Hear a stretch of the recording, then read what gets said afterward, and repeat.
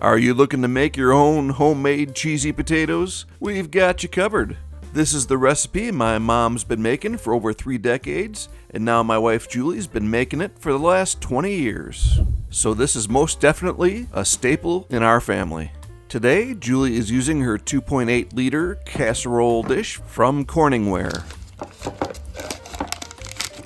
She gets things started by melting 1 stick of butter.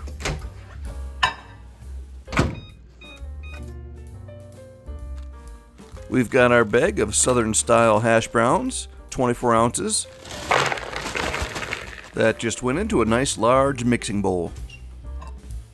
And the butter is all melted, so we're going to put that on standby.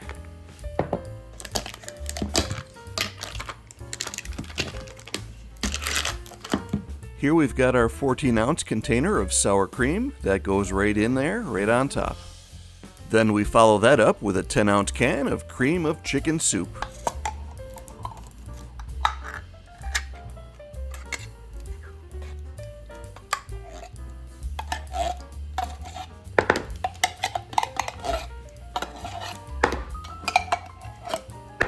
Making sure to get all that goodness out of there. Now we're actually a little bit short of our sharp cheddar cheese here. Normally we go with 8 ounces, but today we're settling for 6. I gotta cut up half an onion.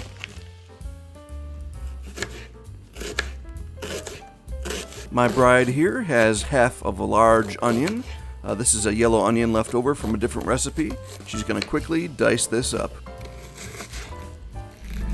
And if you love trying new recipes as much as my wife does, certainly click that like button here really quickly, and that'll help you see more videos from our family again, and truly does help us out quite a bit. And as soon as those onions are the size that Julie is looking for, she slides those in right into the large mixing bowl as well. And she's got that melted butter standing by, so that's next into the bowl. At this stage, we add the salt and the pepper, and again, this is just to your liking. And as you can see here, Julie likes to put the emphasis on the pepper. And as Bob Marley would say, it's time to stir it up. And you certainly want to take your time here, making sure everything is fully mixed together to evenly spread out all those wonderful flavors. And this is a perfect time here to start preheating that oven to 350 degrees.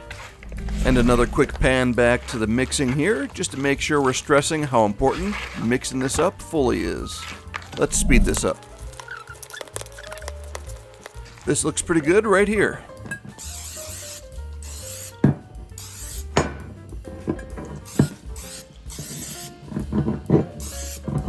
We've got that 2.8 liter casserole dish from Corningware all fully oiled up.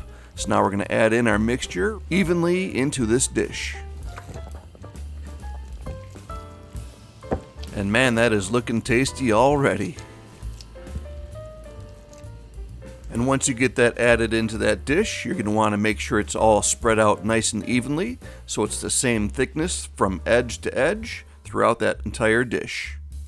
Once we've got that all evened out, we grab our crackers. We've got a mixture of about 15 crackers from Townhouse and probably some Aldi crackers mixed in as well. We get those loaded nicely into that Ziploc bag and use a roller to finely crush these into small crumbs.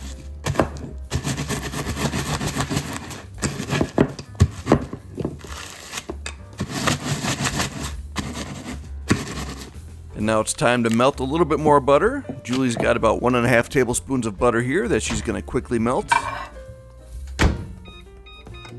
And she grabs that hot glass out of that microwave much better than I can. After 4 kids, she thinks her pain tolerance is just a bit more than mine is. Now she has turned her attention back to those crushed crackers, and she's going to apply a nice thin layer right across the top of the potatoes. She's going to follow that up here with that 1.5 tablespoons of melted butter, again evenly spread across those crackers. And once she has that complete, here's a quick look at how everything is looking right before it goes into the oven. Now we're just waiting for the oven to get done preheating. And there we go. Now it's time to go into the oven. Again, that's 350 degrees Fahrenheit, and that's going to be for 60 minutes. Hey, that was quick. So, you gotta look on bubbling on the edges. Oh yeah. Oh yeah. I think Julie's pretty excited, and rightfully so, because man, this is so darn good. To easily copy all the ingredients for this recipe, go to the description of this video below, and don't miss our video on making twice baked potatoes, which you can see by clicking right there. And again, be sure to subscribe for more videos like this. God bless.